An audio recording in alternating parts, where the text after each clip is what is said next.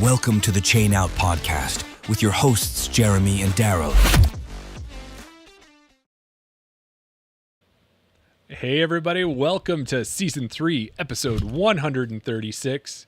Jeremy and Daryl here, and we're ready to bring you another awesome episode of the Chain Out Podcast.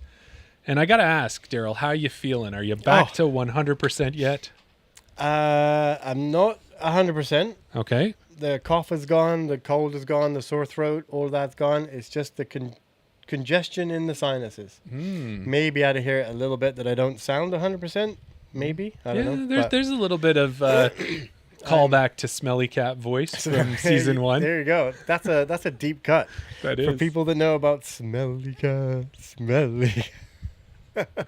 That will be, from Season 1 was that. That was. Yeah. And I think you can get a little glimpse of it on the Patreon in between episodes Yeah. there too. The what would you call that? The intermission video. The intermission video. That's right. Yeah. Well, Well, Doc says the changing of the weather will get you. It wasn't quite that. It was out doing a round of disc golf for the Paul McBeth Throwmore event. in the rain. In the rain, no umbrella, soaked wet through. Yeah. They That's say what you caused can't it. catch a cold from getting cold, but you proved them wrong. You can. Yeah, what are they feeding you? There you go, Doc. You know. When you know, you know. Yeah. Sonia had said last week that you were with us in spirit because even though you weren't on the air and on the screen, your coughs could be heard in the distance. So I don't know if everybody heard them. But what that does, Daryl, is that means we're on week 136 straight. And in one way or another, you've been present for every single episode. And I did the math, and it works out for the last 2.6 years, because that's how long we've been on the air. Every week you've been on the episode. Yeah. Or for the last 952 days. That's how long it's been. That's how long 136 episodes from the start. It's been 952 days. Wow. Yeah, impressive, eh? And you've been, every week, you've been here. I don't know if that says more about my dedication to the podcast or the fact that I'm a loner and I have nothing to do on a Wednesday. I have no life apart from this podcast, Jeremy. Well, I guess if we're going that way, I'll tell you that I have checked in and listened to like a portion of live for the ones that I haven't been here. So I've got no life either, because even when I've been on vacation. Yeah. So hang on, everybody. My podcast is going on. I'm not on it. I just got to check in and see how it's going. I'm getting FOMO. Yeah, exactly. Do you want to just read that little bit, the next bit up there? Okay. Just so you know. Oh, okay. Interesting. Yeah. All right. Uh, Well, that's, why don't we Yeah. talk about what's going to happen on the show Shall tonight? we? Yeah, let's do that. Well, the BC Open took place in Langley, BC, over the weekend, and tonight we're going to have MPO winner Scott Withers, and possibly, maybe Probably not. probably not, but maybe FPO winner Sofia Donnecke. She might be able to join us, but if not, we're going to have a recap for you all about the FPO Tournament. Yeah. tournament. We'll hear all about their winning weekends, probably not 15 minutes. No, it's Maybe- going to be maybe bit a little longer. longer top of show here. Yeah. But we'll get to that. Now, we don't know how the start of your summer has been, listeners. We've got Doc Zen back in there. We got Dina. I don't know Yeah. how it's been for you out there, but we hope it hasn't been quite like ours here in the Edmonton area, and I guess even Alberta for the most part. Yeah. Because, Daryl, I looked it up. I had to know, because there's been a lot of rain.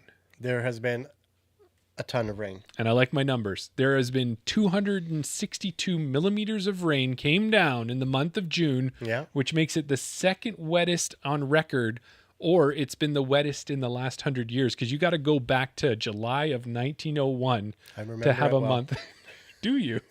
I was just a wee young whippersnapper. But for our Imperial listeners there, Doc, that's over 10 inches of rain we got, and that is in an area that does not get rain. And oh yeah, we have mosquitoes here too. How many, you ask? How many, Jeremy? Yes, I'm glad that you did ask, Daryl. At the beginning of June, when they checked city traps, the city traps for a day Yeah. had an average of about 21 mosquitoes in them. That's about what I attract in a day. Yeah. Yeah, not too shabby.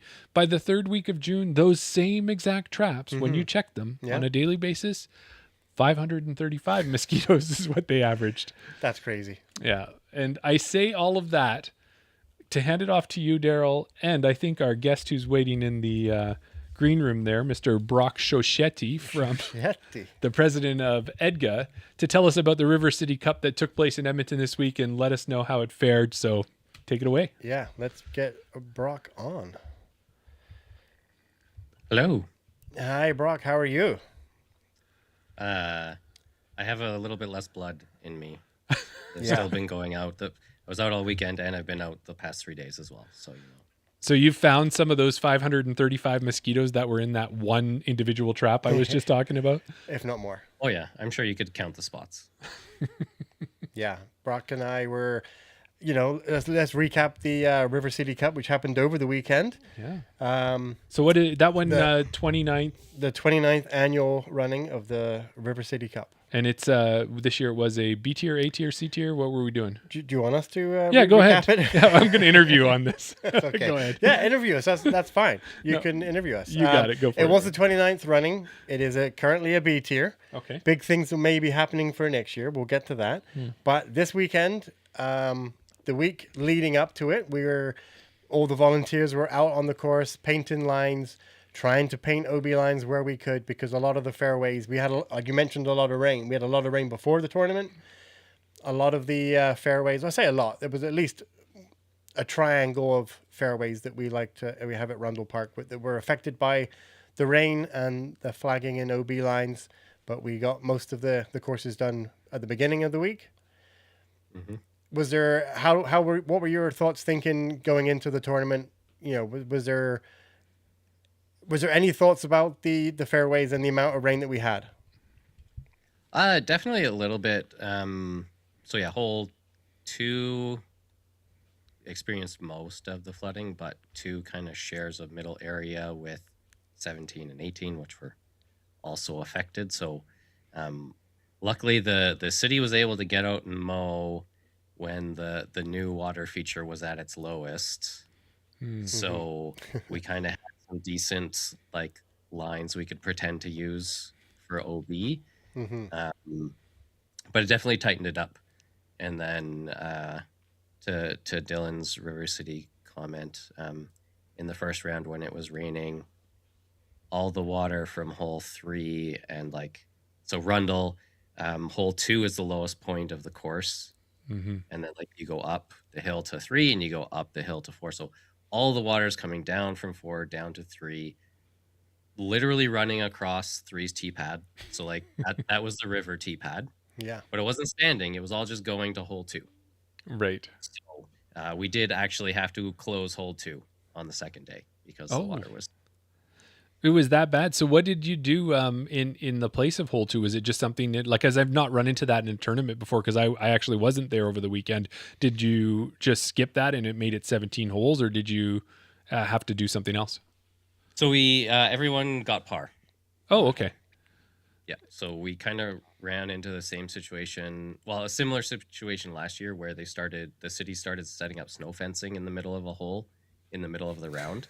Oh, wow. So I contacted PDGA event support to ask what to do, and the option was people keep playing it, or we give everyone par, and kind of just erase it from the record, basically, without having to go. Because if I made it 17 holes, then I have to go into the back end. I have to make a new layout with just 17 holes, and all that. So it's a lot of extra work. Where I wouldn't have really had that time in the morning when I've finally made that call. Well, that's a great point to know for other tournament directors and that too, because, the one thing that I would say about this weekend, because I was watching from the warm safety of my home, and messaging with friends who were playing the tournament and going, wow, what's it like? And getting pictures and videos and just seeing how crazy it was. And as tournament directors, just making that event go on and dealing with that adversity. We talked about it the week before about the Alberta Open and how bad the weather had been there. And then Todd and Alex Penny managed to figure it out. And then I guess you guys got your same experience this weekend to make sure that the show still went on. Yeah, thankfully, I don't think we had the wind that they did. And the second and third round, it didn't actually rain. Okay. Mm-hmm. It rained immediately after the second round, and it started raining during our playoff holes in the third round. Yeah. I know there was talk of you closing down hole 2, and maybe introducing a hole that we play at the Tundra Toss tournament, which is hole 19 for people that have played that. Maybe using the practice basket as a hole. When I messaged you, I was running, quote unquote, running the events over at Hermitage Park. I had the tent set up and looking after everybody over there. I was sending you pictures of what the course was like at Hermitage, and Hermitage is not really known for any standing water. There's not normally. It is quite, it's next to a lake, so everything gets to run. Yeah. To run into that lake area. Excuse me. But even when I was watching people throwing, their discs weren't so much skipping as they were splashing on the fairway. Hydroplaning. And I was taking photos of the tee pads and the wet spots that I could see, sending them to Brock, being like, hey, this is what Hermitage is like. Hole 18, just as an example, was a river. Wow. There was water running straight down the center of the fairway. Sending them to Brock, and the response I got was, that's child's play compared to what Rondo is like. So, I was just doing my tournament director due diligence by letting him know what the conditions were like, but he had bigger things to think about. And we were, there was talk of maybe closing round 2 or canceling round 2. But like Brock said, the rain kind of stopped, and the rest of the day on round 1 or day 1 was okay. Everything went, there were a few DNFs that happened. I had a couple over on my course. You had a few more over on yours. Was that DNFs of people who just said, this is too much? I'll play in anything, but this is finally like they hit their limit? I think it must have been. I know I have said this, and I think everybody else has agreed that has to be the worst conditions. We've played down in Lethbridge when it's been windy and rainy down there. We've played in some tournaments where, even in the snow at Tundra Toss and things like that, where we've played in perfect weather in the morning and like blizzard in the afternoon.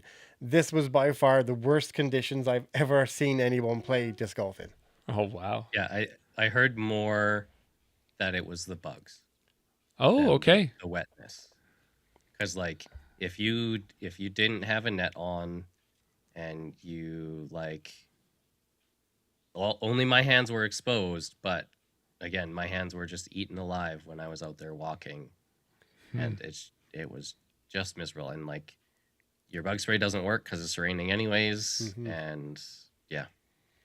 That 535 number that you mentioned earlier, like it must have been 535 per person. Yeah, exactly. Easily. Yeah. I've never seen that many bugs in that bad of a condition. Normally they say that mosquitoes can't fly in like 1 or 2 mile an hour winds. They're not strong enough to fly in that. These are superhuman bugs that were out in the rain, in whatever wind there was up there. They were just not having any of it. They were just sticking around. Wow. Yeah.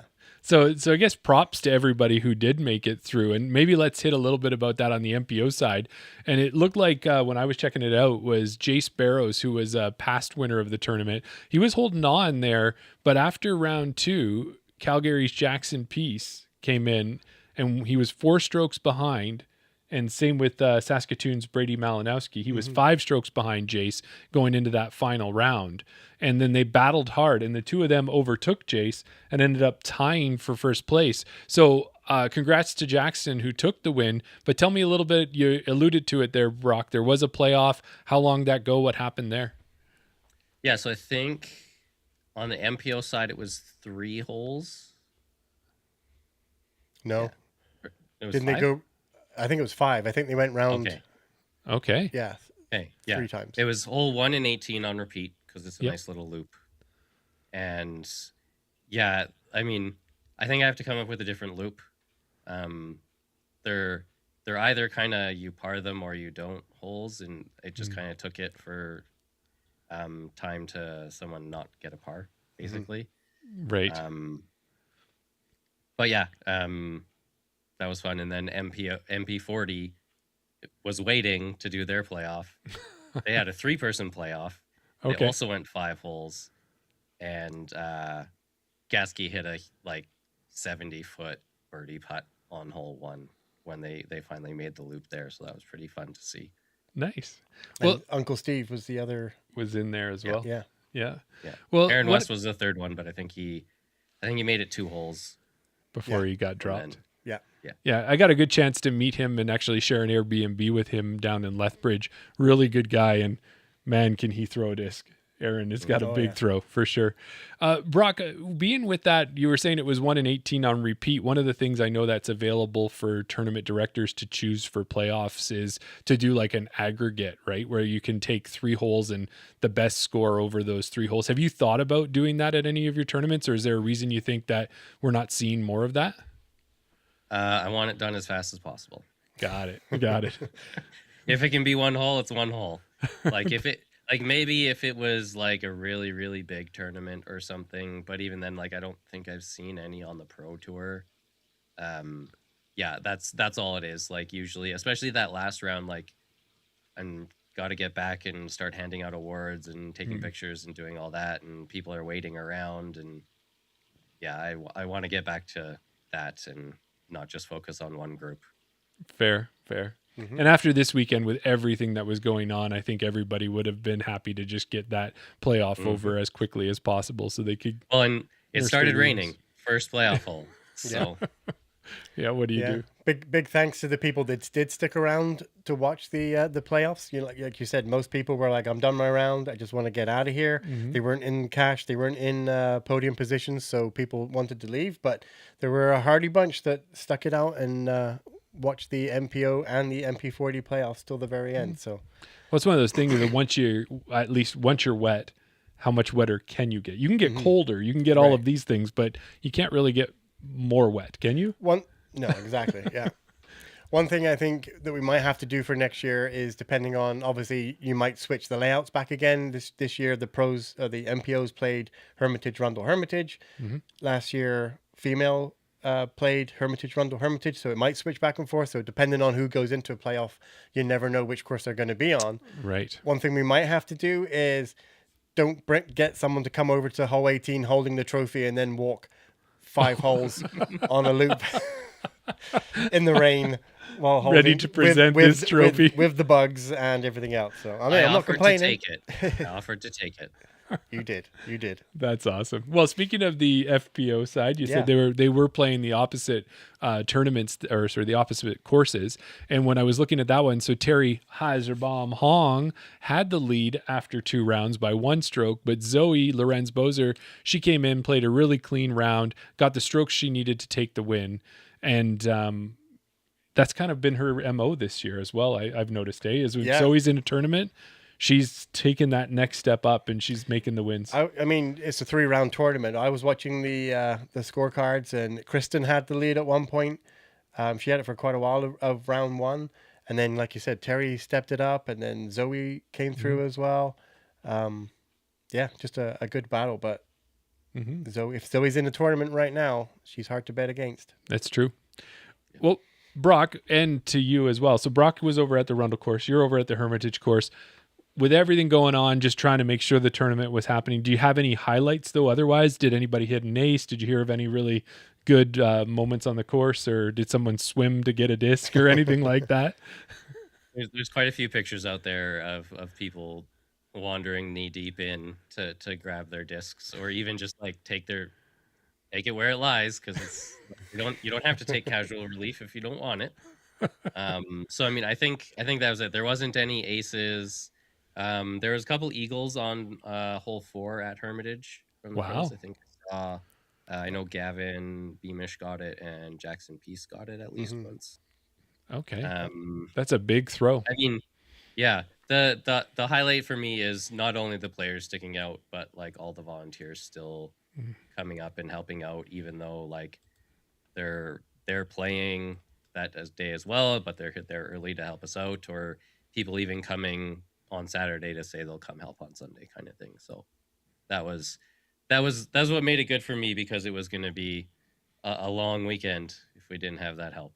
Oh, I bet. And did you find too, is this year one of the nice things for the Edmonton Disc Golf Association is that we do have that trail house at Rundle Park? That probably was a huge asset in bad weather like this. It was nice for me. Daryl didn't really get to enjoy it. But, yeah, I mean, just having everything out there instead of having it in my garage or other people's garages, that kind of thing.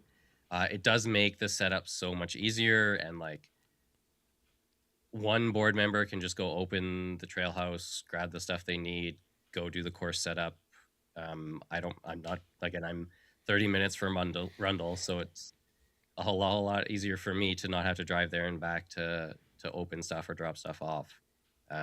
So yeah, it made it so much easier to get things set up and drop stuff off early and all of that. So And just logistically having somewhere that you can call base for the whole weekend that you don't need to take up, set down, and all that sort of thing. We used it on Friday night for the player packs. It's a base where we can set up. People can just come. They know where we're going to be there.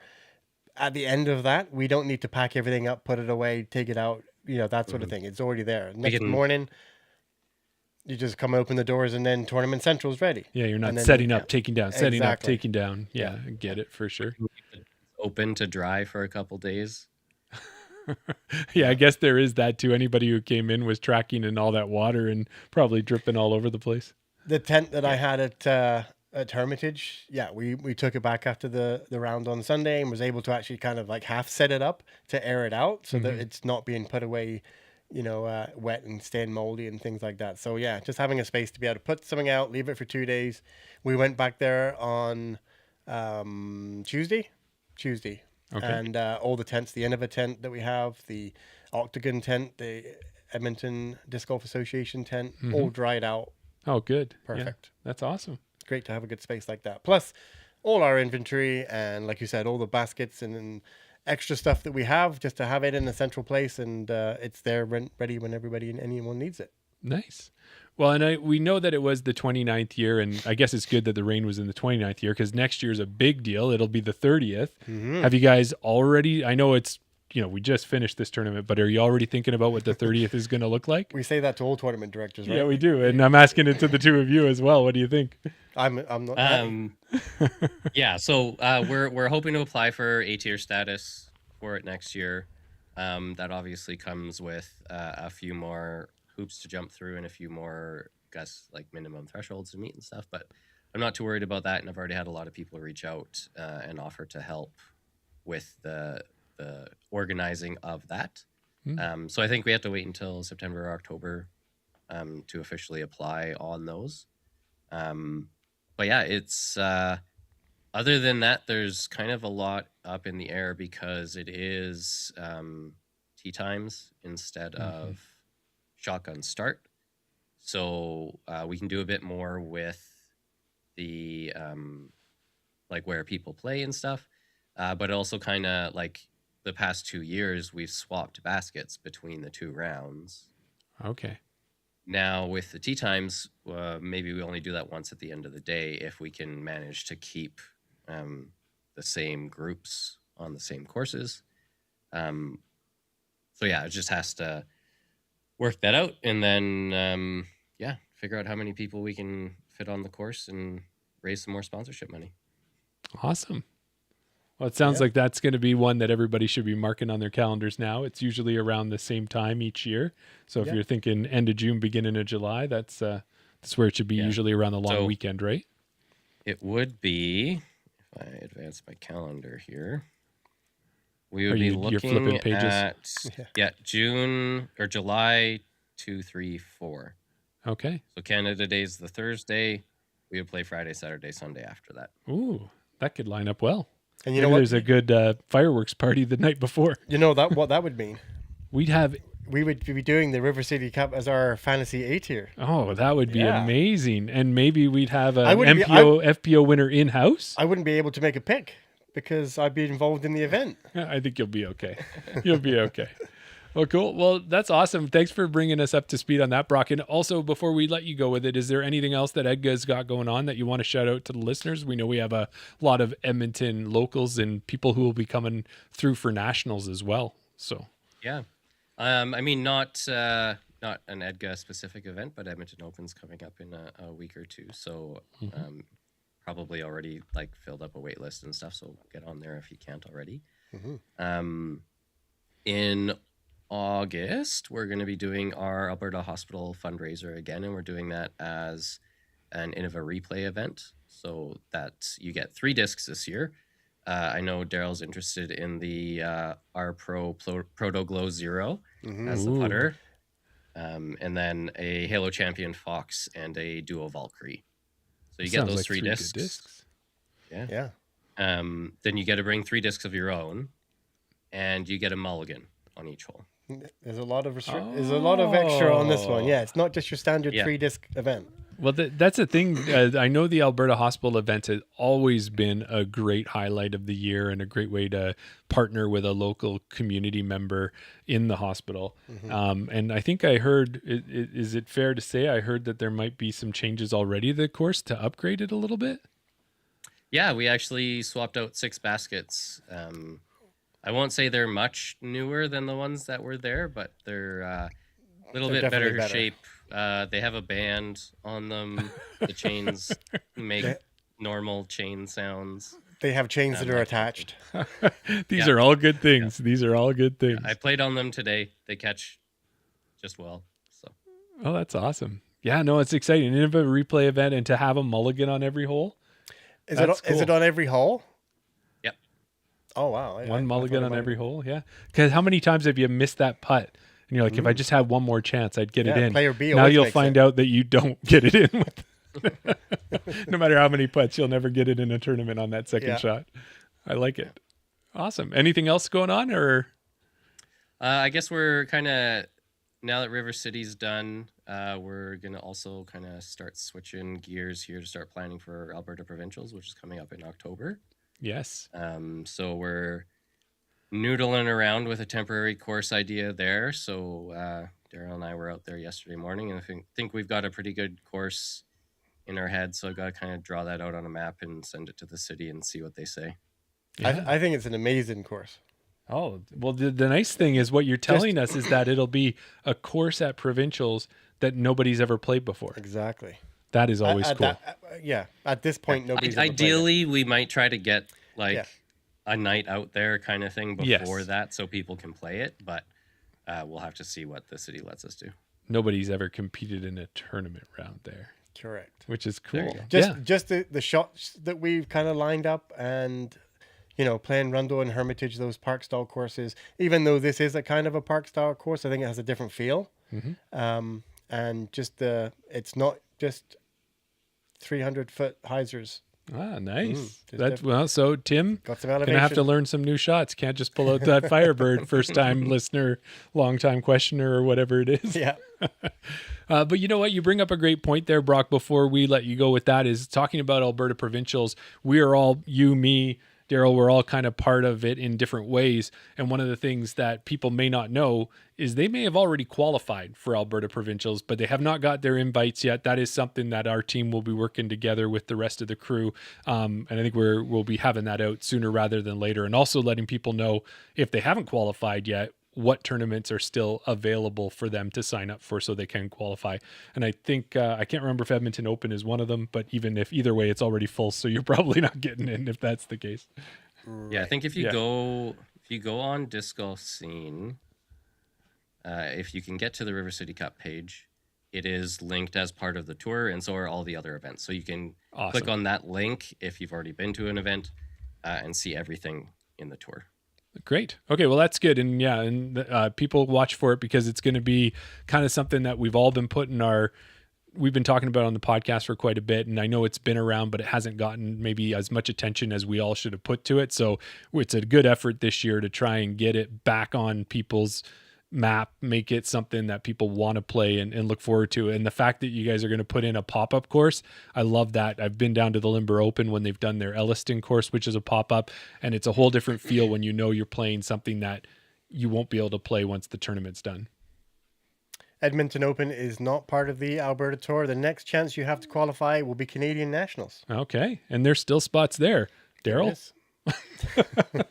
Brock and I will be there. Yeah, there is 52 spots still available. Okay, awesome. 52 spots. Perfect. And then Lost Egg, Falcon's Flight, and then the Alberta Provincials are happening 3rd and 4th of October. Great. There you go. Well, that's awesome. Thanks for bringing that up and getting us some more info. Cool. Well, fantastic, Brock. As always, it's great to chat with you. And if anything else comes up Edmonton-wise, let us know. We'll be sure to bring it out to the listeners. Totally. Okay. Face. Perfect. Thank you. Well, Daryl, Yeah. I think that was awesome. Always great to talk with Brock. It feels like, it's just like he's almost, again, another fixture of the podcast. He's a buddy. He's a pal. We're so connected with him. It started off, he was trying to outdo the ex-president, Mr. Longtime Listener, first time long-time questioner, president, first time. But now I think he's pushing Thomas Gilbert. I think he's trying to take Thomas's mantle. Thomas is our number one guest, but I think Brock is quite close behind. Maybe that's something I need to put out on the Chain Out podcast website. We need to have a top 10 listener appearances or guest appearances. Yeah. Well, that's a lot to talk about Alberta, but we should jump over to the BC Open. Sure. And maybe we can start with the Chain Out Fantasy League update. What do you want to do that? Yeah, let me stop doing that. Okay. Let me go over here. Okay, so Thomas Gilbert and Juliana Corver, they were the most popular picked for the Chain Out Fantasy League BC Open. That was Gotcha. 83% of players. Sorry, 83% of people picked those players. Right. After 4 tournaments, so this will be the 5th tournament that we're doing for the BC Open. But after Right. 4 tournaments, Charlie Chucks was in first place, Dina was in second place, and Soaring Bird DG was in third place. Those are starting to become very familiar names on that top of the They are leaderboard. perennial leaders, or not perennial. They are Yeah, perennial. perennial. That's a good word. Perennial is like, Isn't it? comes back every year, so maybe comes back every week. It comes Yeah. back all the time. Yeah. And it was only 7 points between first and third. It was a tight race. Yeah. But after this week's event, we had a surprise entry. We did have a surprise entry. Yeah, nobody picked Sofia Donnecke because she ended up entering the tournament last minute. So She wasn't even on the list to She- pick. no. She came in that last minute. I actually was kind of surprised. I'm like, did nobody pick her? Like, how did she slip through the cracks? But no, it was just because she was a last minute entry. So we tallied up all the points, and there was a leaderboard change, Jeremy, Yes. after the BC It Open. was. Really? Yeah. Should I do the drum roll? You can no. Okay. So Dina jumped up to first place. Ooh. Yeah, she jumped up to first place. She has 2,442 points. I'm pretty sure that she's entered a team every week. Yes, she has. She's been a constant. Same as Charlie Chucks. He dropped down to second, 2,310 points. And Soaring Bird DG, another person who puts a team in every week, he's in third place with 2,305. Okay. So only 5 points between second and third, Mm-hmm. but 132 points between second and first. Wow. Dina has extended her lead now. She's kind of like taking it to another level. Well, and I think one of the things we've noticed this year with the fantasy picks is now with all the changes you and Dylan put into place, it's no longer these big gaps anymore. It's actually a very tight race. You know, the elusive Eagles aren't skewing the points as much as they did You're last going to let me year. live that down, are you? You and Chance. Well, no, if you just think about it, was last week before this tournament, first to third was only 7 points apart. Right. And now it's 132 points that Dina has over third. Like that's a pretty big gap in this year's point structure. Yeah. Yeah. Yeah, Dylan is saying that she must be a day before entry, and Dina tried to pick her, but it wouldn't let her because I didn't know. The last time I did an update to refresh the people, she was not part of it. That's right. So it wasn't on me, Dina. It was on her. So yeah, that's how it's sitting right now. Dina, Charlie, Soaring Bird, that's your top 3. The podcast picks people are asking, how did we do? Oh, right. How are we? How are Yeah, we doing? Thank you for asking. So on the podcast side, Jeremy is in 6th place. You got another win this weekend. You got 1,892 points. There you go. Chain Out Daryl holds 7th place, 1,889. So only 3 points between us. Yes. Isn't that amazing? It's tight. Yeah. Yeah, especially when, although you were Team Shambles in name, not in play, I was Team Shambles in play. You just held the name. Right. This year, we're like either right. both Team Shambles or both Yeah. playing well. Yeah, I don't know. Exactly. You've had the lead for a couple weeks. This week, you ended up taking down the win, 303 points just for the BC Open. I was right behind you with 302. This Just is goes tight. to show you how tight it is. Yeah, 1 point difference week by week. You're 3 points overall. For anyone else who wants to get in on this action, and I just want to jump into the chat here Sure. because our guest this week was Josh Kern, and he just wanted to, his buddy Jason just wanted to let, if anybody was wondering, Josh did lose his destroyers for a month. Little battle going on at River City there. Just wanted to make sure that everybody knew that Josh lost his... Yeah, maybe we should throw that while you're on this in the chat. Let us know. I know everybody's got a friend that they like to go out and play with on a regular basis. Daryl and I get out when we can. Jason and Josh do. And one of the things they do when they go in a tournament, they're usually in the same division. And what it is that whoever wins out of the two, they get to choose a mold. It's not one specific disc. It's one specific mold that has to come out of the other player's bag for the next month. So Jason took the destroyer out of Josh's bag, which is going to make it tougher. He might have to figure out a time lapse. I don't know what he's going to throw. And like you said, it's not the disc, it's the mold. It's the mold. So like every no other version destroyer, of it. yeah. And apparently you got to be careful because when you're a guy like Jason, who has probably 75% of your bag is pyros, you're really putting yourself in a very difficult situation if you do miss out. Jason took the win over Josh by getting second place. Yeah. Tied for second, got on the podium. So congrats to Jason for that. Mm-hmm. But if we mentioned there about the top three, these are people that have been consistently playing the Chain Out Fantasy League every week. They've put a team in there. They don't miss a week. So what if I say to you, Daryl, I haven't been in yet, and I don't want to go in because I can't win anything because I'm never going to beat everybody. What would you say to me? I would say stop pouting, Jeremy. But don't worry, because even if you put a team in for 1 week, you're entered into our draw prizes. Yes. Yeah. May not win those grand 1, 2, 3s. Exactly. But we're going to have multiple draws. Right now we've got a Noah Higgins signed disc from Spring Runoff. Yeah. Or not even Spring Runoff. It's one of his discs. Yeah.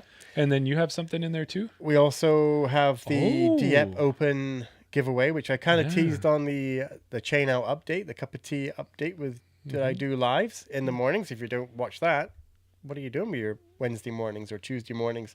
Right. But we're probably going to give away a consolidated Dieppe Open Players Pack. Thanks to Luke Richard and the team for sending that out to us. Absolutely, yeah. You'll get it'll be a Thought Space disc, a Dieppe Open bag, a Dieppe Open mini, and a water bottle and hand sanitizer. Everything that it was their whole, pretty much their package, that they had. So we got some good prizes, even if you just enter a team in for a week. But if you say there's 5 events left and I want to get in on all of those, you enter a team for the last remaining 5 weeks or 5 events, that'll qualify you for 5 entries into the draw prizes. Yeah. That's right.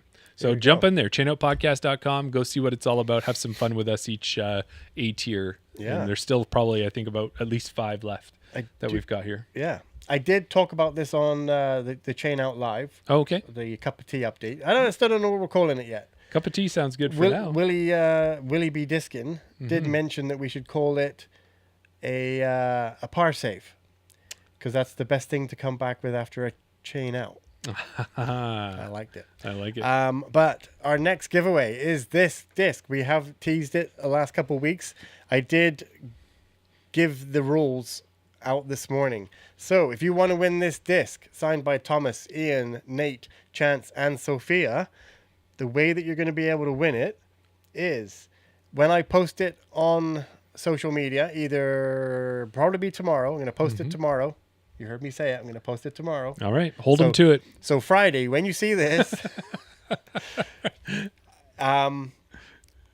the way to get entered is on that post, leave a question. It can be a question for Chain Out. It can be a question. It can be, what's your opinion on this? It can be... Could it just be questioning the world?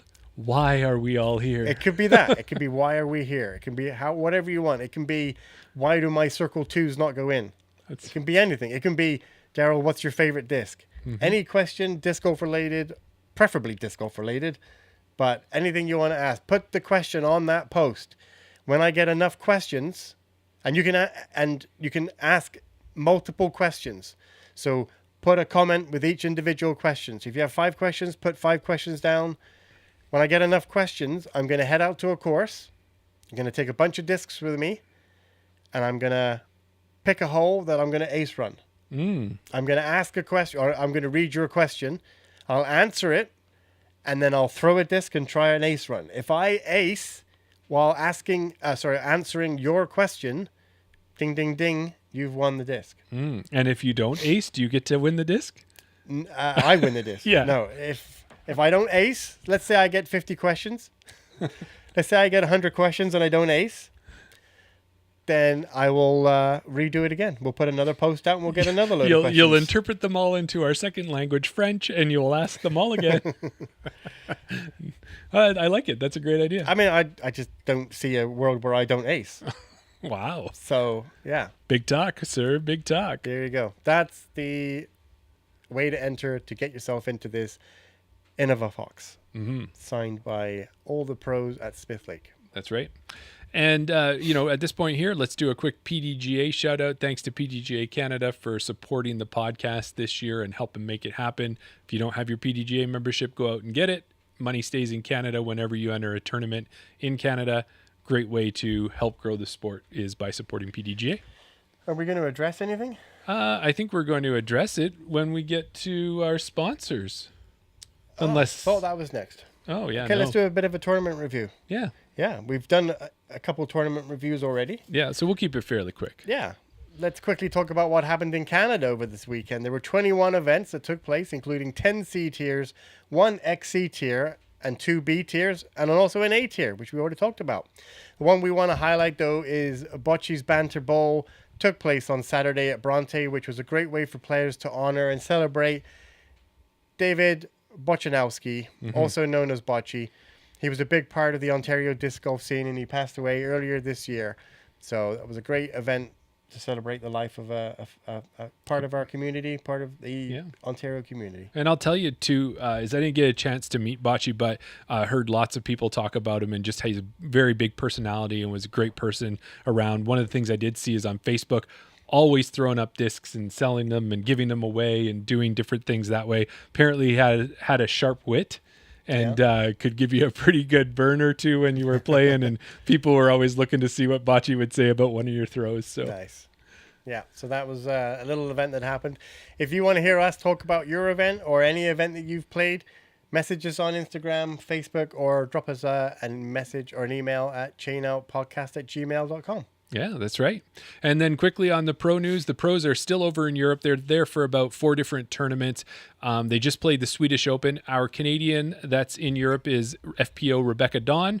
She finished 8th place, Daryl. She did. She did. And that was good enough to earn her some cash and another top 10. Was that euros? I don't know if it was sweet, euros. Sweet euros? Sweet euros. Or I guess, everywhere in Europe is euros. There's no Swedish francs or something like that? No. That's all gone. It's all gone. All right, except for the pounds and the... Well, we're not part of Europe. So okay, there you go. Yeah, let's not go. Just getting confused. We got a whole nother conversation to go there. Yeah. But this weekend is the Ale Open, and that's one of the best courses out there. And Rebecca is heading over, so be sure to follow her on PDGA Live and cheer her via her socials, Instagram and Facebook. She's always posting stuff on those platforms, and it's great to see her there. So, Colleen McInnes is in the chat. Want to give us a shout out for saying thanks for Bocce's Banter. Yeah. Absolutely. And like I said, a lot of people out in Western Canada may not know who Bocce is, but made a big difference, and it's a big loss to the community on the whole in Canada, and especially out to the Ontario people who are so close with Bocce. So thanks for putting that on. Yeah. For sure. Chain Out's got 2 amazing sponsors, and now, Daryl, go ahead and speak about it. We're going to talk about BR Disc Golf and Disc Republic, and thanks to BR Disc Golf, who helped us out with... Don't we look sharp? Yeah. These sharp threads, the Chain Out jerseys. Who would have ever thought? Did you ever think it would be a day where we would be sitting here with our own Chain Out jerseys? When episode 1 that never got to see the light of day, the true episode 1, I was sitting on my bed with a piece of paper in my hand. Don't want to know what you were doing on your bed after the Chain Out episode 1 that never aired. I think on Skype or something. It was. And we were like, is this how you do it? Is this what the OF people are doing? Is this how it's done? Yeah. No, but since then to now where we are, to think that we've actually got hats, we've got jerseys, we've got stickers, we've got it all going on. What do you think? Crazy. It's crazy. Yeah. But we do look pretty sharp. We do. Definitely got jerseys that match our style. Yeah, so we are quite happy. And so for our audio listeners who are listening to this later and cannot see what we're wearing, Daryl is wearing what I've been calling the Flower Power Chain Out jersey. This is of his design. It's got a lot of, it's one of those interesting things is Daryl can be the quieter one of us, but he's got the louder jersey because he lets his personality, he wears it. Is that what it would be maybe? Yeah, something like that. Yeah, sure. Okay. Yeah. And then I've got the cool blue mountain jersey, which is maybe the opposite of me. I'm loud in all of this, and it's a bit more subdued. So you can get support either of us. BR Disc Golf had the jerseys up on their website, and they're still there if you want to see them, but they are sold out at the moment. If there is enough interest, I'm sure we could get another run going, but it would take a number of people wanting them. So if you do, let us know, or go over to BR Disc Golf and drop them a line there. I believe Brendan did say that he ordered a few extra. I'm not sure if he ordered a few extra of ours or just the Edgar jerseys, but I know he did order a few extras. So I think it may be the Edgas and the BRs, but maybe. Why would he not order extras of these? He knows these are going like hotcakes. It could be. But yeah, very excited that way. And then on the Disc Republic side, do you remember a little while back, we got to chat with Ryan O'Neill? I remember him. Who is he? He's one of the owners with Dylan Cease, Paul Macbeth of that Brixton Disc Golf, that little card company that's out there. Yeah. Yeah. So, They've done a thing. Yeah, we've done a thing. He's done a lot of big things. And he was telling us that the new cards were coming out this year, the new trading cards. They are out. Disc Republic has them, including the Parallel Universe cards he was telling us about. I saw one of them in the promo. Mm-hmm. It's Missy Gannon's. Yeah. And it's like she's got freaking laser beams because she's shooting lasers out of her eyes. It's cool, man. Always with the movies, Jeremy. Always with the movies. references. Yeah, I didn't do a origin story, but if you can guess that movie, you're right on board. Yeah. But yeah, totally cool. Disc Republic's got the cards. BR Disc Golf's got the jerseys. They've got discs, everything you need. Use the code CHAINOUT at checkout. It's our promo code. It supports us, and we'd really appreciate it if you do when you're supporting these amazing sponsors. Absolutely. Mm-hmm. There we go. Well, after the Chain Out episode, be sure to head over to our Patreon. Mm-hmm. Get the free link to join us for Around the Basket. It's not a Fantasy Picks episode this week, so we're back to our usual shenanigans. Mm-hmm. A little bit of disc golf banner, a little disc golf talk. Yeah. Maybe a quiz. We'll see. At least we've got Disto and Disco to do, so there's always going to be a quiz of some sort. If you have any questions, if you have a quiz, sure. If you have any questions, if any topics you want us to discuss, head over to Patreon. Let me pull that up. Head over to Patreon, drop us a question, and maybe we'll answer it over on Around the Basket. Yeah, I'm thinking if you were at River City Cup, we want to hear about it. If you were at BC Open, we want to hear about it. Heck, wherever you were playing, let us know. We want to hear about the tournaments that you got into this last weekend, and we'll talk about it on Around the Basket. Now, normally, Daryl, at this point, we like to check in the green room and make sure our guest is doing okay. They haven't, they don't need anything. We haven't neglected them too long. It's been a little while here for this opening. How's our guest doing? I'm looking in the green room, Jeremy, and the green room is empty. So we took too long. No, they've come and gone. They were there. They've gone. All the bottles they're empty bottles is laying on the floor. They left it in kind of a state, if I'm being honest. Really? Yeah. Okay. Well, we usually would have a guest here for you. They've already left the room, but don't worry. That's because we did a pre-record with this guest to make it work. Should we get to that, Daryl? Let's do it right now. All right. Oh, that's the wrong button. Hello, guest. Where did I put it, Jeremy? No, I got it. Don't panic. I got the buttons, okay? I know what I'm doing. All right. Our next guest hails from Jefferson, Oregon, and is no stranger to playing in Canada. He played and won his first BC Open tournament in 2017. This year was his 7th time playing in the event and 4th time winning it. Join us in welcoming Scott Withers to the podcast. Hey, Scott. How you doing? I am wonderful, guys. How are you? Yeah, we're doing pretty good. I guess first off, we got to say congratulations on your big win over the weekend. Thank you. It's been a few years, and I've had some, I'll say, close calls and some very self-inflicted wounds in this tournament the last few years. So it was, I put some stock in this one this year. I wanted to come back up there and get one and kind of prove to myself that I can beat the curse known as Raptors Knoll. Fair enough. Yeah. Well, as Jeremy mentioned, this is your 7th time playing the BC Open and your 4th time winning the tournament. You've played the tournament for the last 5 years in a row. What is it about Raptors Knoll that keeps bringing you back? Yeah, I think it's the challenge of the course. It's like I was trying to explain this to some of the guys that were going up there for the first or second time with us. this year, and I was like, it's the craziest course every final round, because every single hole at that course can be a birdie or it can be a double bogey. And it's not just like birdie or bogey. It's like it can be a birdie or a double or worse. And it's just like you never know where those scoring swings are going to come, and you can't take a single shot off at that course. But then sometimes it just seems like super simple. Like I did my second round this year. It's like I didn't do anything crazy special and shot 11. It was just like, I don't know. It's the mystery of Raptors. It's how every single shot puts pressure on you. And honestly, coming up to the area, it's about 6.5 hours from our house, but like coming up to Abbotsford, getting to kind of go to some of the visiting or the surrounding cities and towns. And it's just like, the food scene's really good. You can always go find good places to eat and hang out afterwards. And it's kind of the whole package of driving up there, and the tournaments run really well. And it's just like, we'll come every year. And the years I didn't come were because we couldn't cross the border. So it was like, with some of the COVID stuff. So for the most part, since I started going in 2017 or whatever, it's an every year trip for us. And it creates some get home really late before working Monday morning situations. But we don't miss it because it's well worth the drive, and it has very little to do with payouts. That's awesome. Well, that's awesome. And it makes sense because when we were looking, we talk about Raptors Knoll. It's on our bucket list. It's on a lot of Canadian players. It was 2026 UDisc. It's number 1 in BC, number 2 in Canada, and 60th in the world. So all of those accolades, when you see those pictures with the Raptor hole with the mountains in the background, it's just a place to come up to.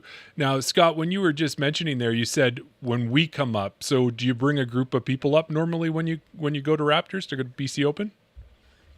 Yeah, I have 2 buddies that went this year. Trevor Snyder is a 1,008 rated guy from Southern Oregon, and then DJ Harrington, who's a good buddy that lives up here in like the Salem area in Oregon with me, who hadn't come up to play it, but is kind of bounced everywhere between being like a 975 and 1,000 rated pro for years now. Those 2 came up with me this time, but it's never a trip where I just make the drive by myself, because someone always wants to go, and everyone always is like, oh, I've heard of that, like I've played that, like it's fun, let's go. So it's just a matter of kind of who you end up going up with for the year. But it's not ever a one-person trip, because the tournament just has such a good reputation, I would say, that it's not hard to convince anyone to go with you. Nice. Right. Yeah, that makes sense. We know a lot of the responsibilities of tournament directors is to always try and make the course a little bit harder, keep things fresh. Was there any changes to the course this year compared to previous years? Yeah. Not necessarily in like full hole design or something, but the OB stakes, they got tightened up for sure. I found that out the hard way on hole 2 in the second round because I didn't throw a very good drive. 18 got tightened up. 17 got tightened up a little bit. And they weren't bad changes at all. They were to punish shots that were offline, and they were to create decisions that the player had to make in terms of what's worth going for. And then there was one basket change, I think, on hole. The hole numbers get all switched around because we've started on a different hole the last couple of years, but I think hole 6 or 7, a par 4 that goes up the hill and around the corner. That basket got moved 180 feet, kind of different direction, made a completely different second shot. Everything was made, I believe, with the idea of making players make decisions and execute shots.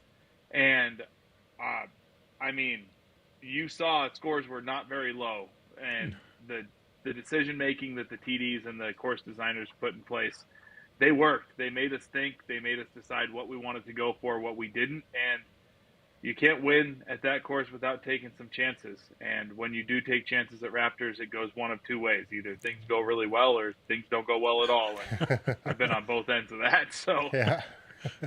No, that's awesome. And we could see that too, because we know, Craig Sheether is out there and he's doing, and Ryan Hammerquist, and they really put a lot of effort into it. And Craig's done tournaments all over the world, working on the Chengdu China course and all of that. So he's definitely got a lot of interest in making that course a difficult one. Now, you did mention that it takes about 6 or so hours to come up to Langley area, Abbotsford. You've been out here a number of times. Restaurants, that type of thing. Do you have any favorites when you come up to Canada that you like to drop in on? I don't know if we have like a favorite that we go back to every year. I feel like the culture in that area is so much more diverse than it is 30 minutes south in Washington, where like you go up and there's so many sushi places that are good, where all three of us that went up there were like, let's go get some good sushi. There's so many like Mediterranean style food places that are good, and then obviously like because you're in that Metro Vancouver-ish area, like there is plenty of other sports bars. We were at just a little diner having lunch or before Sunday's round, and the Canada World Cup game was starting. So like that was kind of cool to like get the first few minutes of that game. We weren't there to watch the game, and we had to go, but like just seeing people come in, and we had one lady walk in like a full like Canadian soccer jersey and goes to the waitress and goes, "Where can the kids not sit at this?" She's like, "I can't not cuss," basically, and like I don't want to be near the kids, so like what part of the restaurant can I be in to watch this game, because I can't help myself. And I was like, that's the most Canadian thing ever, is to care about like the families that are there also, while just being like, I can't help myself, like I know what's going on. So we don't necessarily have a place we go back to every year, but just getting to go out and like experience it's different, and it's not very far over the border or whatever, but the way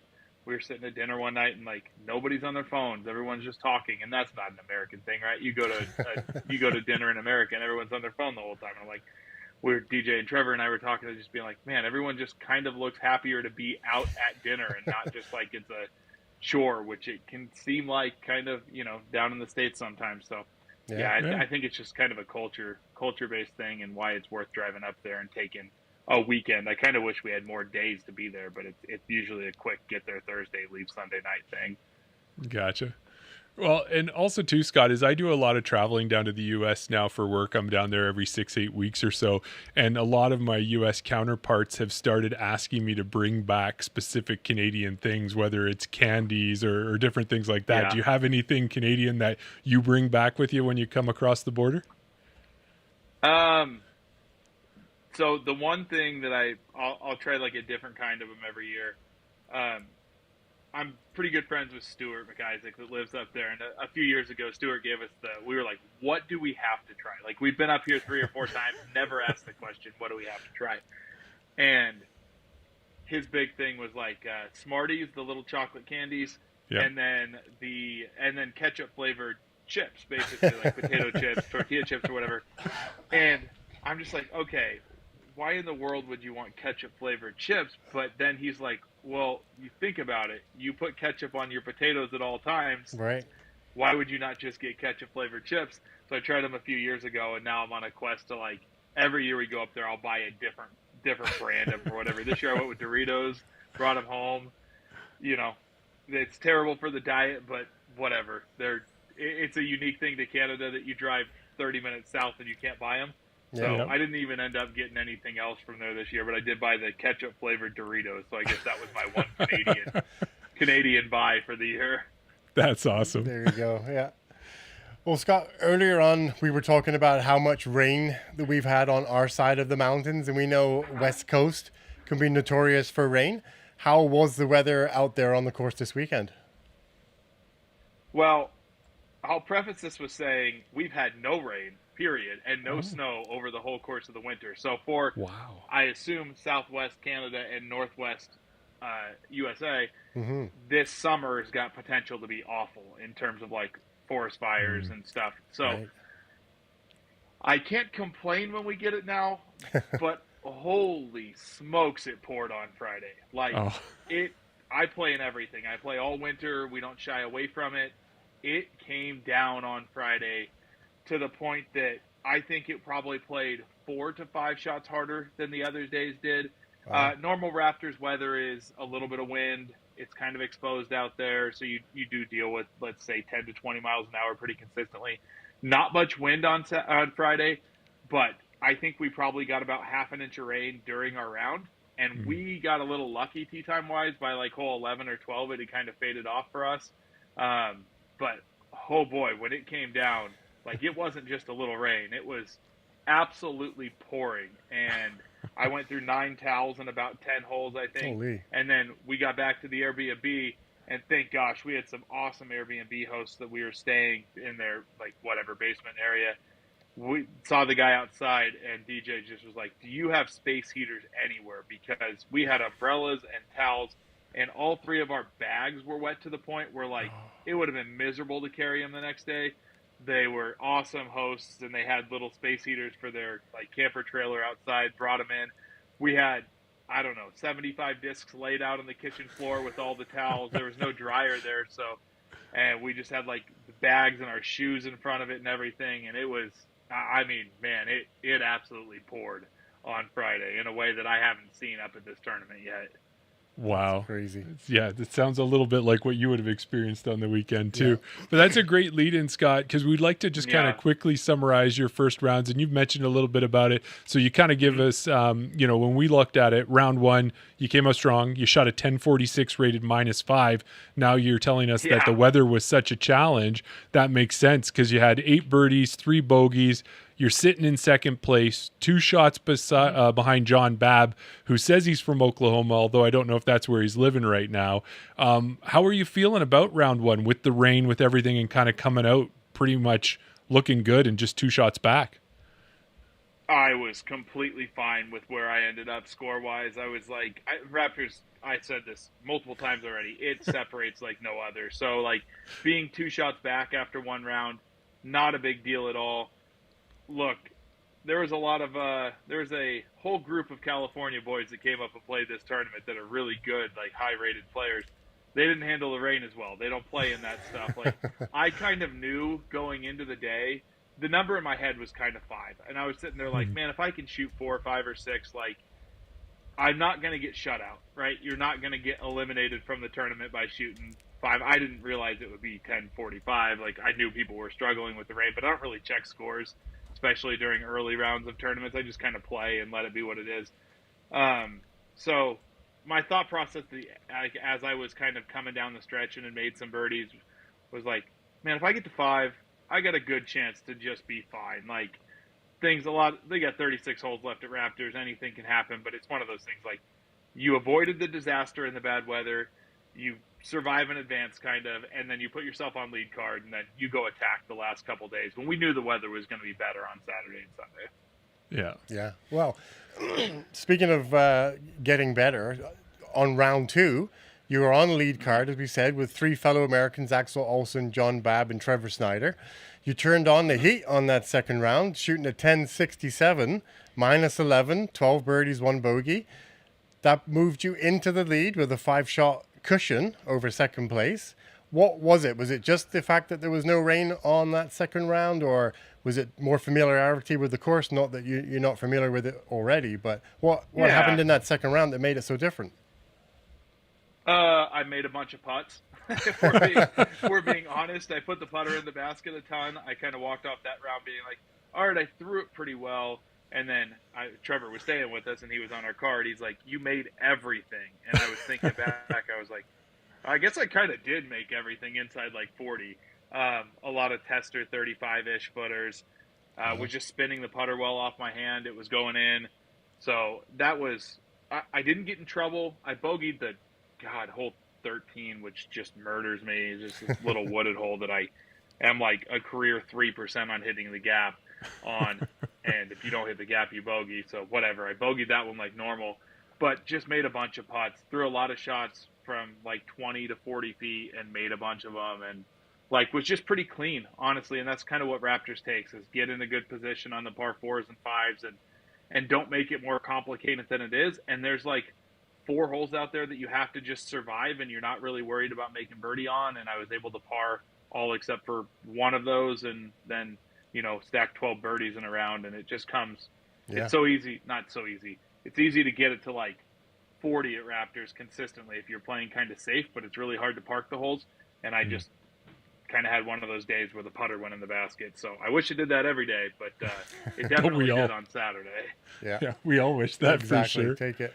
Well, looking too is one of the players you got to play that second round with was Axel Olsen, and you played with him again last year. He's one of those young up and comers. How was it kind of competing with him? Like I know you're not quite as old as the two of us here, but we're up in those age protected divisions, and now these young guys keep showing up. How is it competing with them?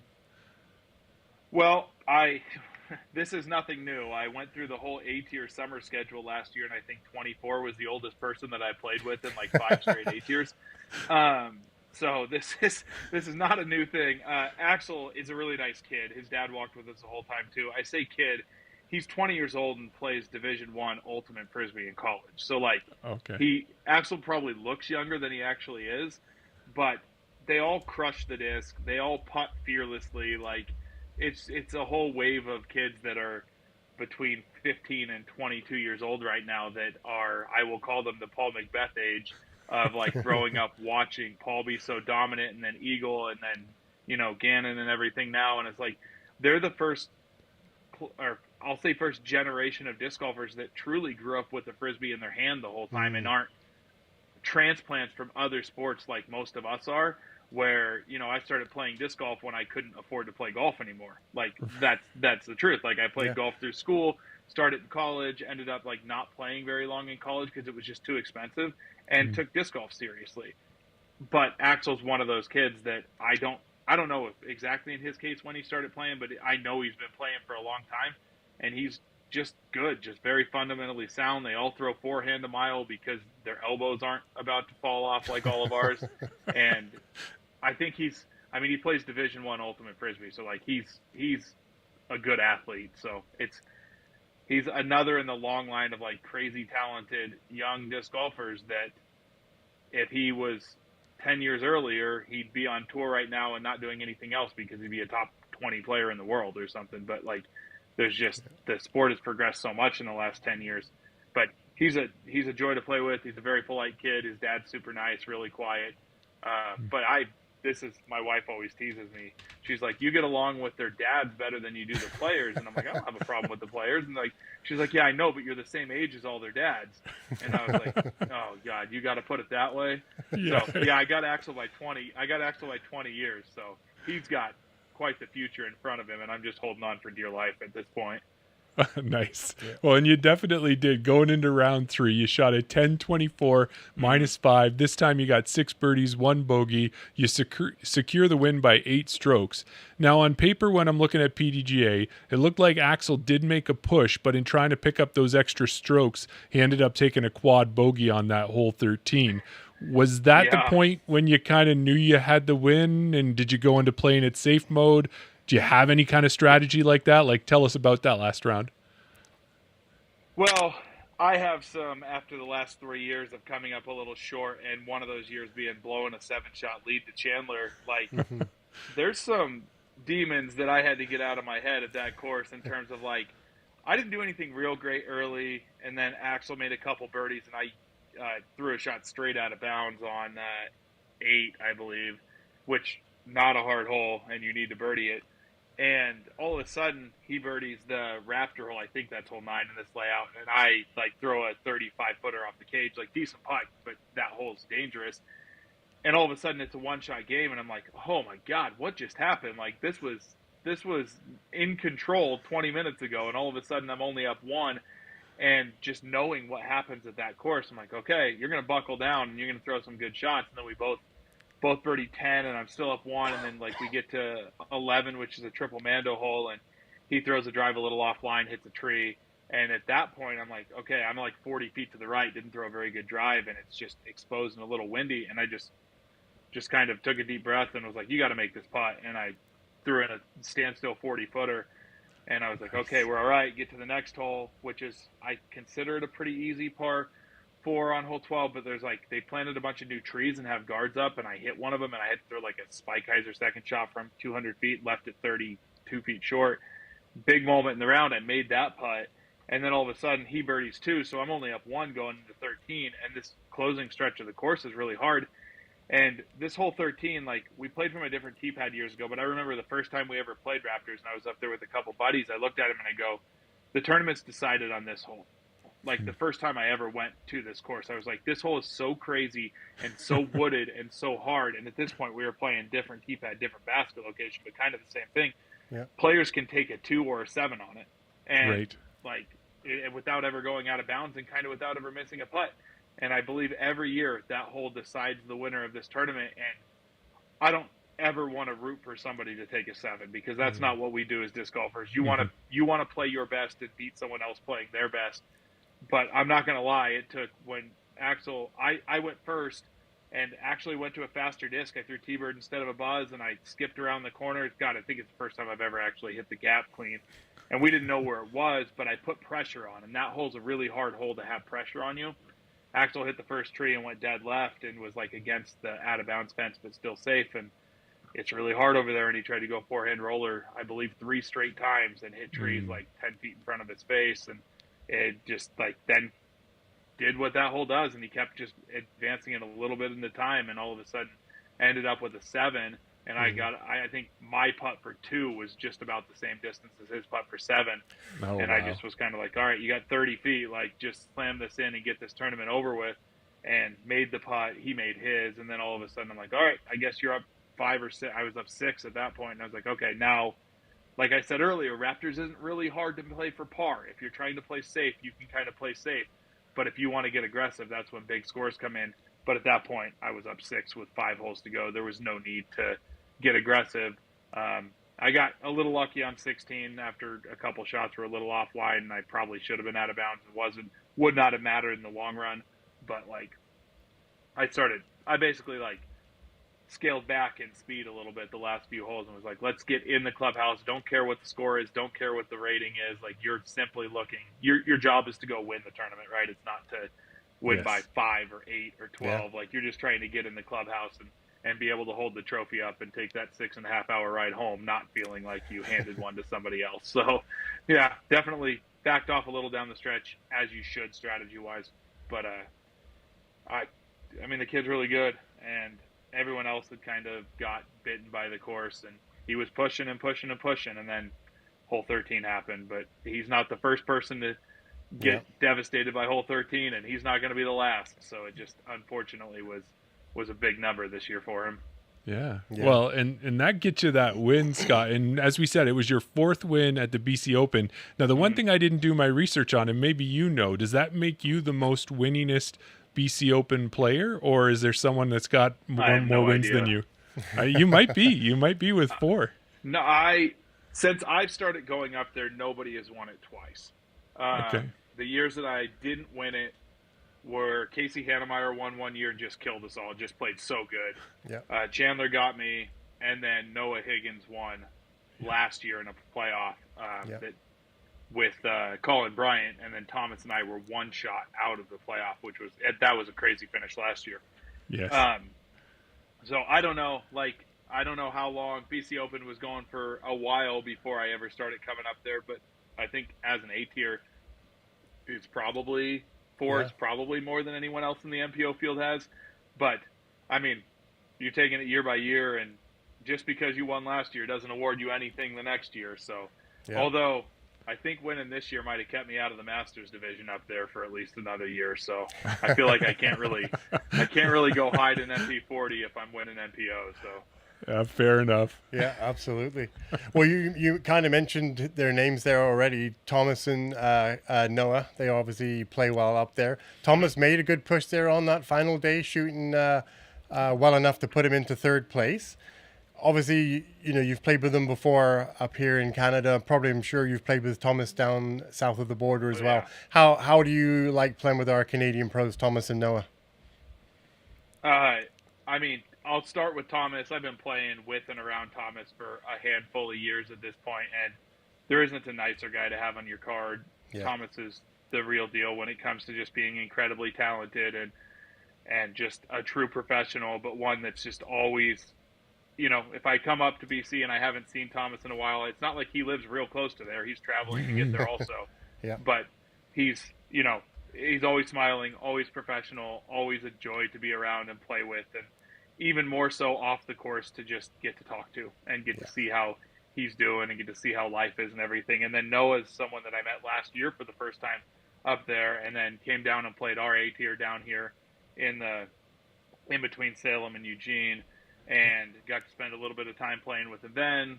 Got to talk to him a little bit this year. Didn't get to play with him this year. But another one of those young kids that's just mega talented and can do anything. So I would play with those two every single tournament round of my life and have a blast. They're just good guys that you can tell have their parents did a great job just instilling kindness and, just being really cool dudes to hang out with. So. Cool. Yeah, absolutely. It's great to hear. That's how we feel. Exactly. Yeah. Definitely. Yeah. And you mentioned there about Masters and that part, and we're looking at the future of your season and the rest of the things you got planned. You're going to go down to Masters Worlds, and you're currently ranked 3rd in the Global Masters Series. So what we're looking at is we're seeing that Kale LaVisca's up there, Bradley Williams, Nate Sexton, Big Germ has jumped into Masters this year. How are you feeling about your chances in Peoria this year? Well, we're going to get out there a few days early. So it's been a long time since I've played those Ledgestone, I'll call them the Ledgestone courses in Peoria. I went out there in 2015. It's the only time I've played there. It's just one that it's kind of tough to get there. So I haven't bothered like on the Pro Tour level to make that one of my stops every year. I'm feeling like my whole game hinges on how I putt. If I'm putting well, I have a chance. I can compete. I can stay up. We went down to U.S. Masters and played real, I'll say short courses down in Orlando earlier in the year. And Kale kind of wiped the floor with all of us because Kale's the most accurate disc golfer in the world, period. End of story. That's it. And they were courses that he played fantastic. I got a firsthand view in round one of him just being like, well, I'm better than all you guys, so I'm going to win, and then you guys can battle it out for whatever's left over. But Ledgestone's little different courses. There's some distance to them. You got to throw some drivers. You got to throw them hard, and I'm looking forward to that. That's way more my style of game than it is pitching mids and putters around a course. So I'll say cautiously optimistic because I need to learn the courses a little bit. But even if I can't get the big one, I'm going to go. Nate and I are going to get our little cheaters. We're going to go try to get our little cheaters world title in the Masters doubles. So I'm going Nice. out there with Nate. So he was pushing to play doubles together. So I was like, let's go do that. We're gonna have some kind of Masters world title hopefully by the end of the weekend, whether it's doubles or singles. Maybe we get lucky and have both. Yeah, There you go. That'd be a deadly combination, Nate and Scott on a doubles team. Yeah. Chain Out would be in trouble. Yeah. Well, we're coming near the end of the interview now, Scott. We want to give you a chance to shout out anything else you've got going on. I know, obviously I've seen you recently, part of the PDGA TD Academy. Is that something that's still happening? Yeah, so for anyone listening that doesn't know, like I work for the PDGA. My job is PDGA TD Program Director, so I'm literally here to make it easier and more beneficial for TDs to run tournaments, and some of that means training opportunities and just to get the resources to new tournament directors that they might need to run their first event. We have this wonderful program called TD Academy, which Daryl knows well at this point as he's going through it with one of our other teachers, Laura.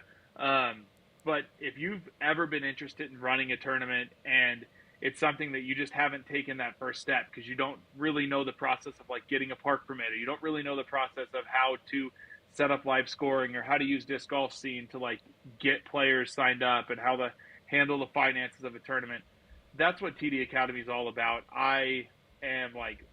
I'm so excited to get to work with people that are new into being tournament directors, that are the volunteers, that are giving back to the sport at a local level. We want to be able to invest in you as the people that are on the front line doing the great work, keeping the sport moving forward. So that is 100% what I'm here for. If anyone has an interest in it, TD Academy's all over the PDGA site. And, you can just Google TD Academy for PDGA. Also, it'll take you there. Or my email is swithers@pdj.com, and anyone is always welcome to reach out. If you just have questions about running events or whatever, like the fact that I get to help teach people how to run disc golf tournaments for a living is incredible, and I am so lucky to be in that set.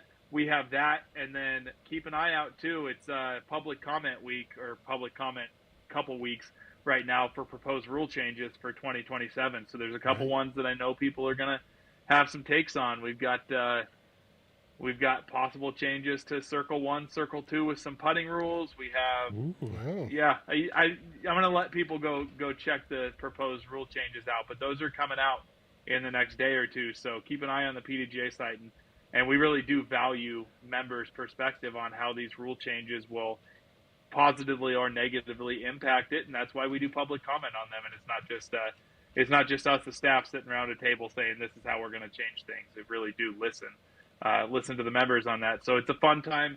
It's fun time to be involved in disc golf every year when you're getting ready to talk about like if rules are going to get changed for next year or what. And then you guys on the podcast for the next couple months after that probably get to talk about how that's going to impact 2027 or whatever. But check that out. I'm just saying, anyone that wants to go to bat with me, I can't get a 50-footer there standstill. So someone's got to convince the powers that be not to move it back to Circle 2 for jump putts or step putts, because I'll never make a single one of them. But that's a personal problem, not a true disc golf problem. Oh, yeah, that's awesome. Well, you know what I'm thinking here too is we bring him on for the BC Open, winning that. Yeah. Congrats on that part. But I'm hearing another episode in this. Are you? Yeah, I think we got a PDG episode coming with it. I mean, Scott. Scott's a wealth of knowledge. Everything, like he said, Laura running the program, she does an awesome job. So enthusiastic about, again, wanting to teach other people on how to run events. But Scott's always there, lurking in the background. Any question that Laura can't answer, Scott's right there with the answer as well. So I just wanted to also mention, you mentioned about being a PDGA member and being open to, commenting on these rule changes, things like that. I actually just received an email from PDGA today to remind me to go and vote on the elections that are happening now as well. So that's also a thing. If you're a PDGA member, it's good that you signed up, you donated your money, PDGA Canada, or our money stays within Canada, but you have a responsibility as well. Make sure you vote for people to be on the PDGA board. Yeah, the board, your state or provincial coordinators, just make sure that as a member, you're using your voice to pick the people that are going to help shape your specific region for it. And it does matter. It really does. And the people that are applying to be either state or provincial coordinators or applying for the board and going through the process there, look, these are volunteer positions that people are doing it because they're passionate about. So listen to their stories, read what they have kind of listed in their little bios when you go to vote for them. Make sure your opinion and your vote's heard, because it does help shape the future of the sport, and we're all passionate about different things in it. For me, it's teaching new people how to run events and obviously playing. But every opinion matters, and that's why we vote on stuff. Definitely. Absolutely. Well, awesome. Well, Scott, we appreciate you taking the time with us tonight to chat about the BC Open, and wish you all the luck there, and look forward to talking to you again soon. All right, guys. Well, I appreciate it. Anytime you want me on, all you got to do is get a hold of me. I got to jam and go hopefully hit some softballs over the wall. This is my slow pitch softball night. So I'm going to go do that and have some fun, and hopefully I can talk to you guys real soon. Sounds great. Good. Thanks, Scott. Thanks for joining. All right, guys. Thanks. Well, Daryl, talking to Scott earlier there and taking a look in behind him, did you see all the trophies he has there? Yeah. Yeah, I did a little math on his stuff there. Yeah. He's won 174 events out of 403, 43% of his events. Pretty much 1 out of every 2 events he wins. So I think when he gets down to Masters there, Kale, Big Germ, they're going to have to watch it. I think so. Yeah. He comes to play. For sure. And we will have to get him on to talk about PDGA. There's no doubt about that. Yeah. No doubt about it. Well, unfortunately, Sofia was not able to join us tonight, but that won't stop us from giving an FPO recap. Sofia has been on the podcast how many times? Almost every single time we ask, I think. Yeah, absolutely. Yeah. So I think, do we give her a pass? Sure. No, of course. That is the right answer.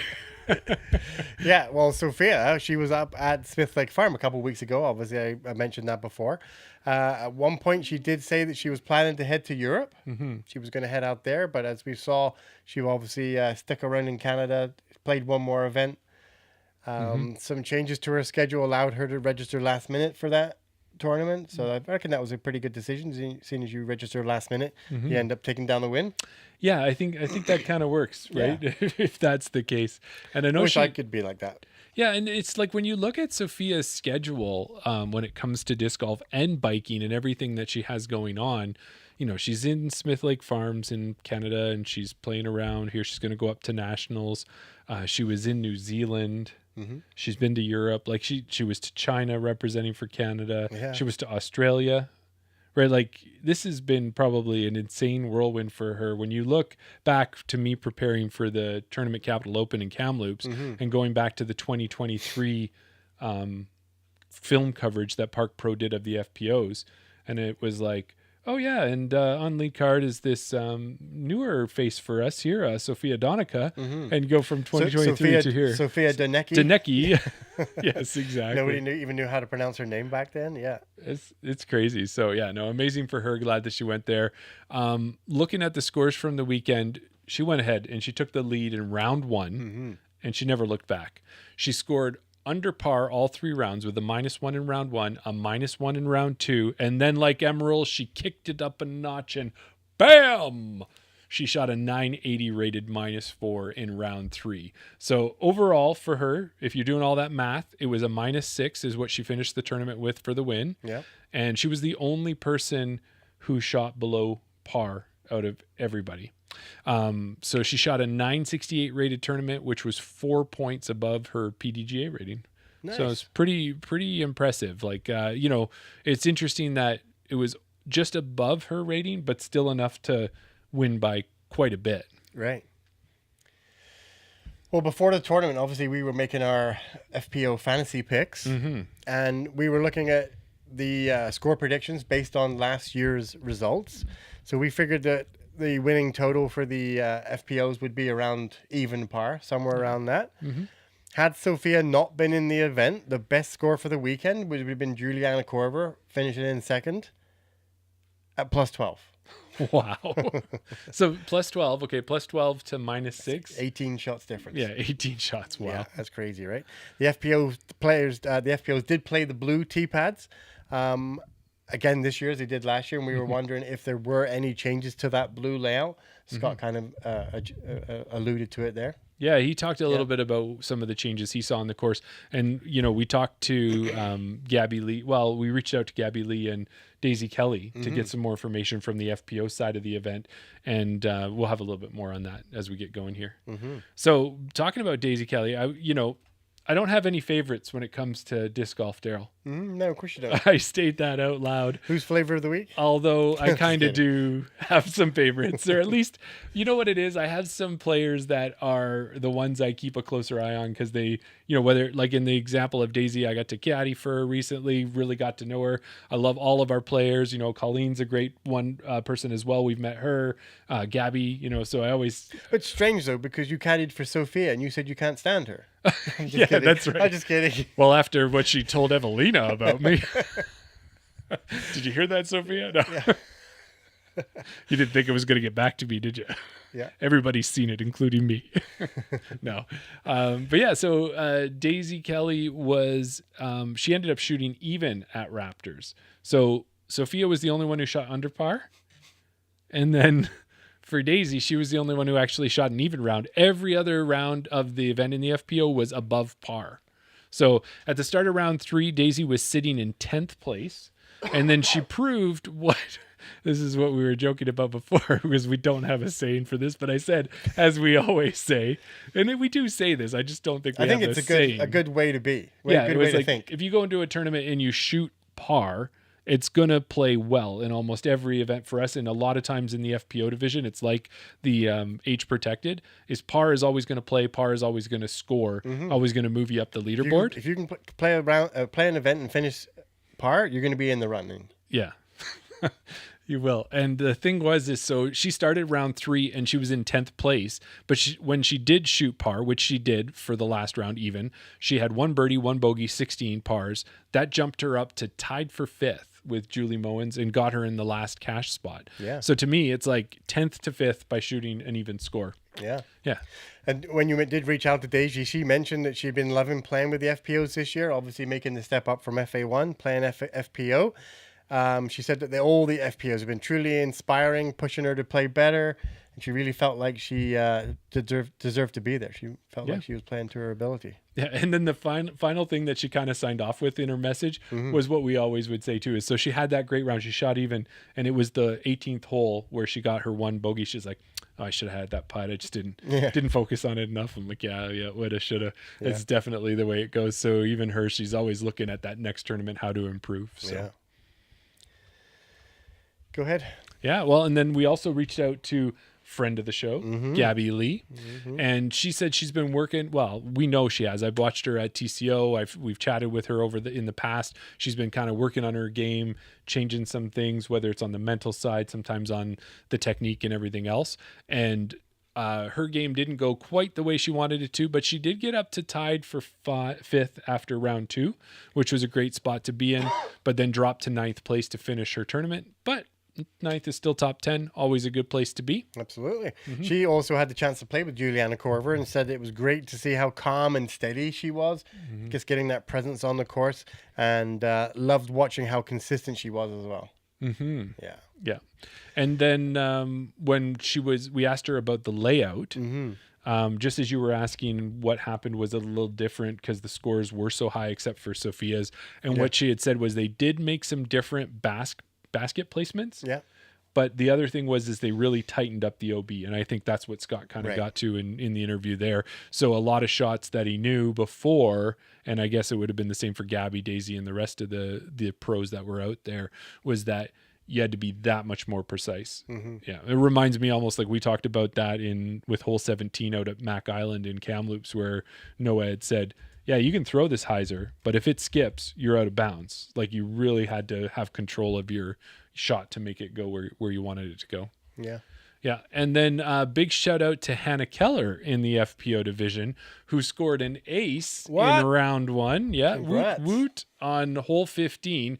And now the BC Open, they kind of shifted their holes. So sometimes you know what you thought was hole 15 might not be hole 15. Right. So hole 15, it was previously hole 14. If you've watched any coverage of Raptors Knoll, you'll know this hole.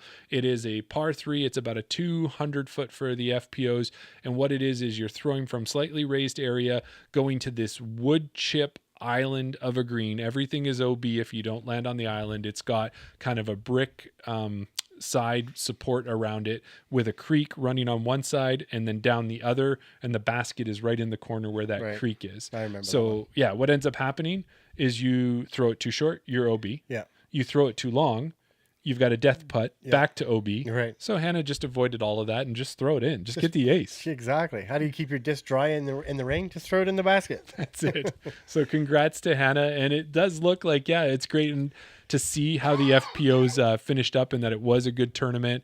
Great that Juliana Korver came up. Yeah. And like to have someone with that much experience playing an event in Canada. We got to see Zoe Andike come up to Kamloops. So we've been talking about this for the last few years. We want to see more American pros coming up and playing our events, and even talking to Scott, Axel Olsen, Trevor. The lead card was all American at one point. Right. Now that's not necessarily what we want to see on the leaderboard. Yeah, but we definitely want to see them coming up. Yeah, and I think part of that, well, maybe we can speak to other TDs. I don't know what the process is, but BC Open, if I'm not wrong, which I'm not, very rarely I'm wrong.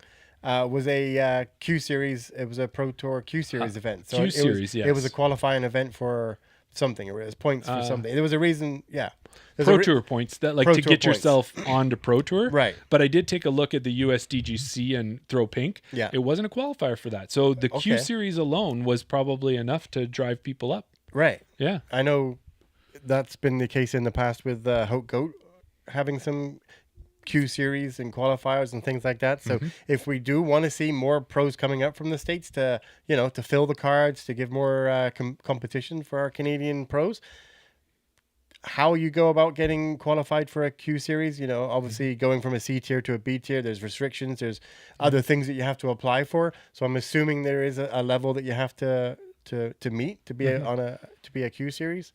It makes me think, I wonder if we know anybody out there who might be able to, maybe with the PDGA or something, who could answer a question like that. Exactly. Yeah. I think I might know somebody. All right. We'll have to get them on here sooner rather than later. I got a question for you. I'm going to put it in the chat and you can ask this person a question.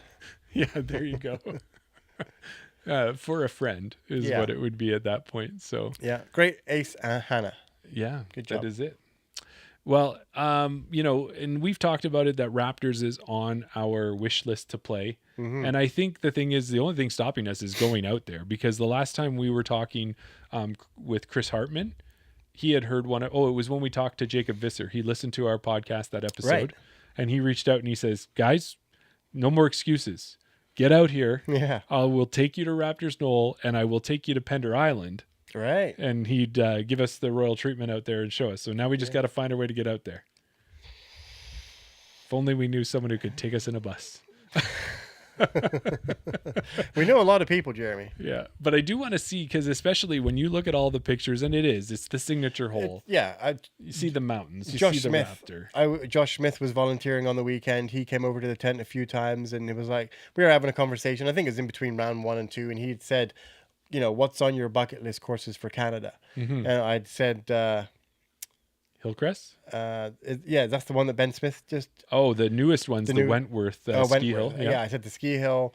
Like the courses out in PEI, which hopefully we'll get a chance to play. Hillcrest, Tuckett, yeah. And I mentioned, what's the ones that Casey Hannemeyer...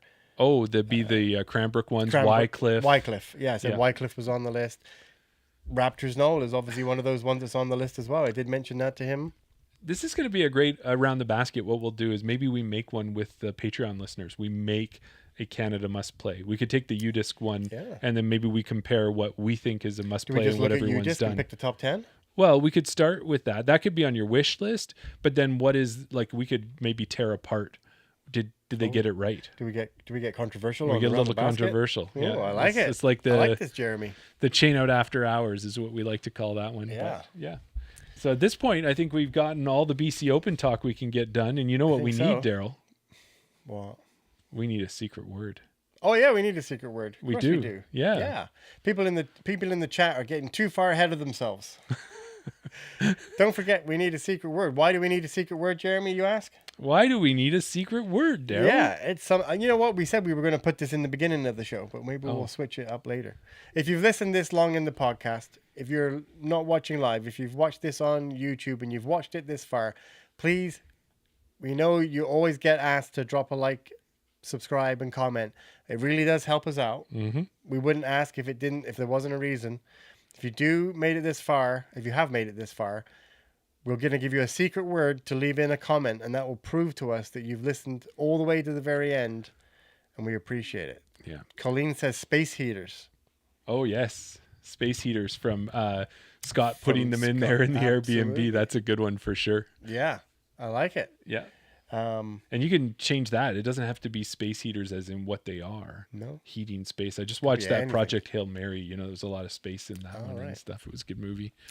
But put space heaters in there. Really what we want to see is just see comments on our YouTube videos. You're giving it away.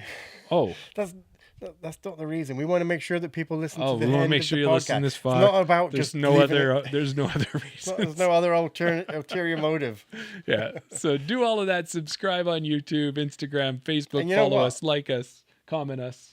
People listen to Spotify and on Apple Podcasts as well. We haven't given that a shout out for quite a while. If you do watch us on Apple Podcasts or Spotify, you can rate it on there as well. Leave us 5 stars if you so desire. That's right. We would very much appreciate it. If you've done all that, we've got gear. We've got our hats for $20. We got that. We got our Patreon. So many ways to support us. If you're buying your discs at BR or Disc Republic, use our chain out at checkout.